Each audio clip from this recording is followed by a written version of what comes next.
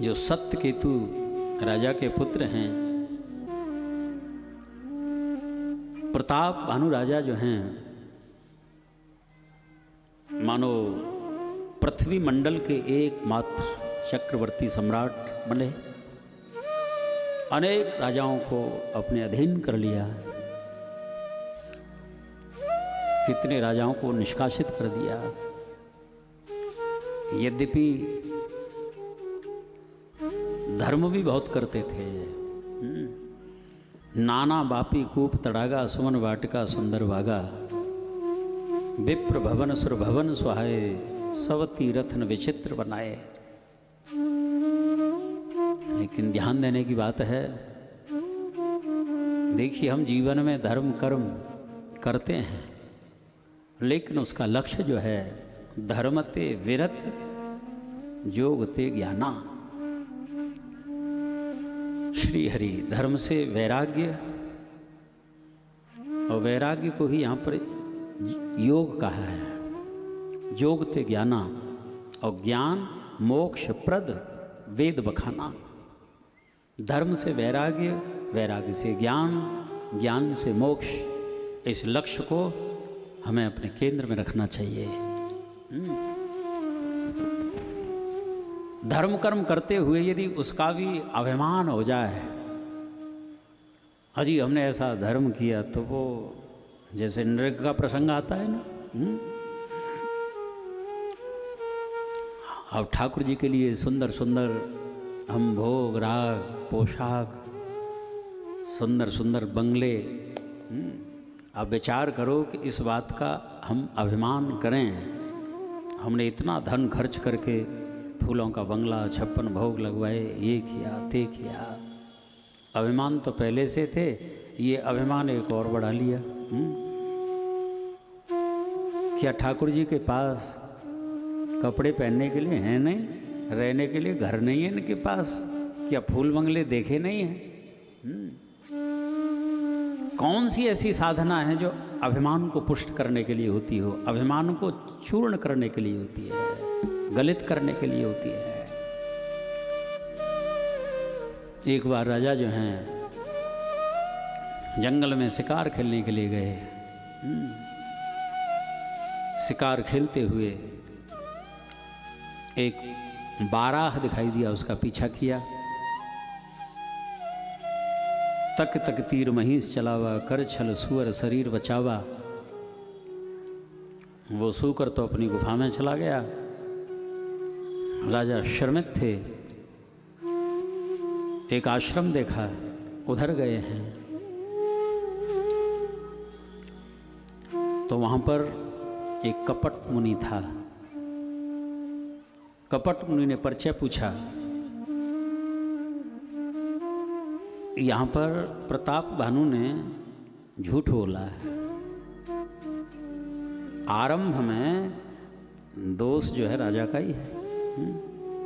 नाम प्रताप भानु अवनीसा, तासु सचिव में सुनहु मनी। एक प्रताप भानु नाम के राजा हैं और उनका मैं सचिव हूँ, मंत्री हूँ।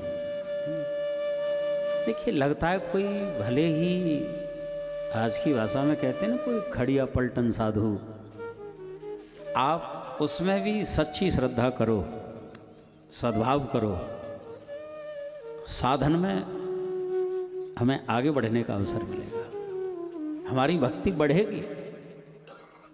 साधु ते होए न कारज हानि, ये भी एक पक्ष है।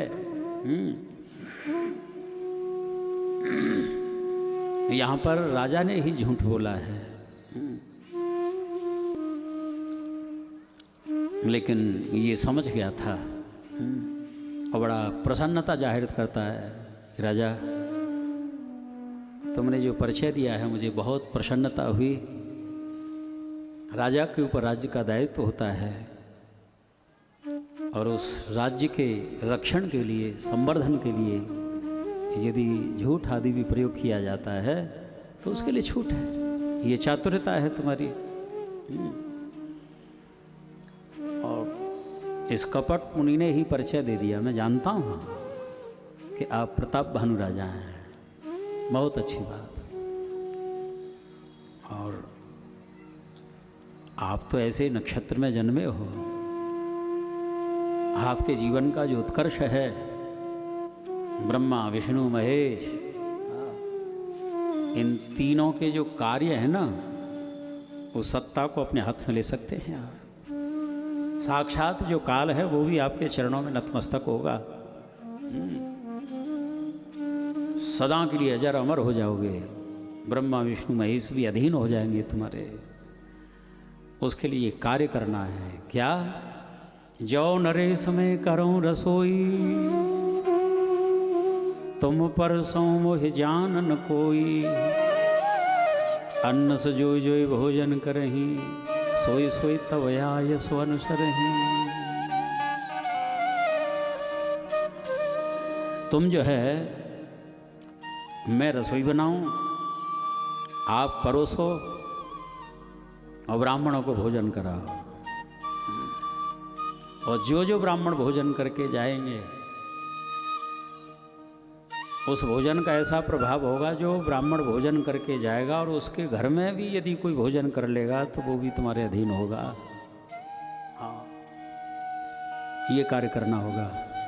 ब्राह्मणों के आशीर्वाद से ये श्रेय तुमको प्राप्त होगा। राजा को तो सुला दिया, वो काल के तू सूकर जो है वो भी आया, रात्रि में मंत्रणा की और इसको अपने प्रभाव से राज्य में भेज दिया। काल केतु जो है रसोईया बन करके जाता है। समय दे दिया था, तीसरे दिन पहुंचूंगा मैं, तुम्हारा जो पुरोहित है उसको भी लेकर के आऊँगा मैं, उसको परोक्ष में कर दूंगा ताकि भेद खुल न जाए। रसोई बनाई इसने, लाखों ब्राह्मण जो हैं आमंत्रित किए गए, भोजन करने के लिए बैठे हैं। राजा भोजन परोसने से पहले जैसे आवाहन, पाद्य, आसन, नैवेद्य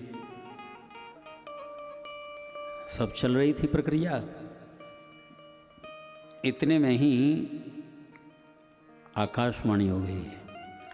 टीकाकार कहते हैं आकाशवाणी काल केतु कृति ही थी।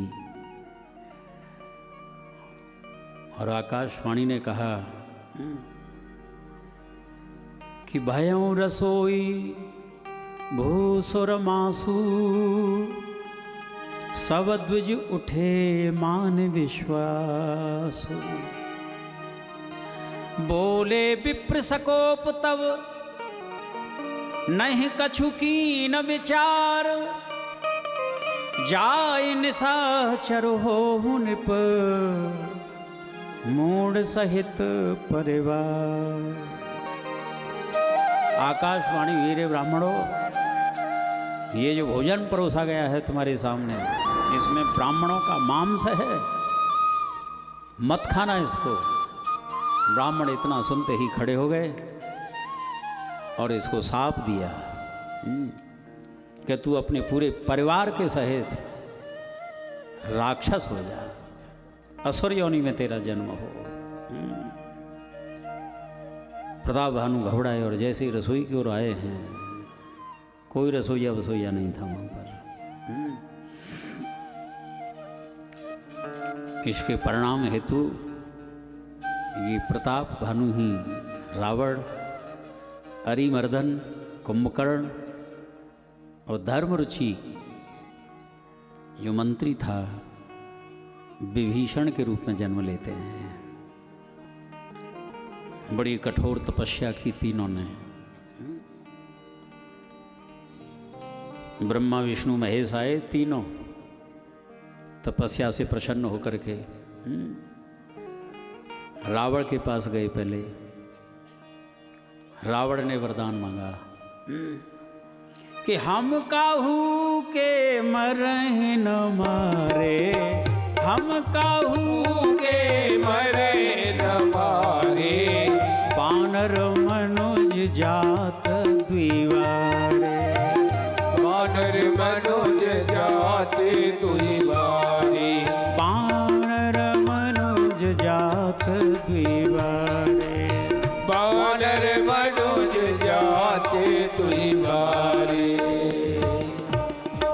काहू के मरें न मारे, हम किसी के मारने से हमारी मृत्यु न हो, लेकिन बानर मनुज, बानर और मनुज इनको छोड़ करके, इसका एक ये भी भाव था कि ये वानर भी मनुज जाति में आ जाते हैं। किम नरः, भागवत में वर्णन है। मानो ये तो इनका भोजन है, तो भोजन तो चाहिए, और इनके द्वारा भी हमारी मृत्यु न हो और ऐसा वरदान मांगे, तो इसमें तो बड़ी भारी हमारी तौहीनी है, बेइज्जती है। इन दो को छोड़ करके ये तो चटनी की तरह इनको चाट जाएंगे चाहे जब हम। इसीलिए तो रावण अंत में कहता है कि शत्रु को कभी छोटा नहीं समझना चाहिए। हाँ, रावण यदि केवल इतना ही मांगता कि हम काहू के मरें न मारे, और आगे की पंक्ति नहीं कहता, तो मरना मुश्किल होता फिर। लेकिन भगवान का चातुर्य जो है समुद्र से भी बढ़कर के होता है। सोचना, कुंभकर्ण के पास जाते हैं, मांग इस नींद मां ससट केरी। अब मांगना तो इससे ये था कि 6 महीने हम जागें और 1 रात्रि सोएं। उल्टा हो गया, सरस्वती ने मति फेर दी। 6 महीने सोवें और 1 महीना जागें। हाँ, अब 6 महीने जागता तो कुछ बचता। लेकिन जैसे विभीषण जी के पास जाते हैं ब्रह्मा जी, रावण और कुंभकर्ण के पास जाते हैं तो डरते डरते गए दूर से ही, लेकिन विभीषण के तो बिल्कुल समीप पहुंच गए हैं और पुत्र कहकर के संबोधन किया है। गए विभीषण पास पुने, कहे पुत्र वरु मान, तेहि मांगे भगवंत पद, कमल अमल अनुराग। श्री राम जी के चरण कमलों में अमल अनुराग, आहा, निर्मल भक्ति, ये वरदान प्राप्त किए। अब इधर रावण अब इतने वरदान प्राप्त करके घोर अत्याचार करने लगा।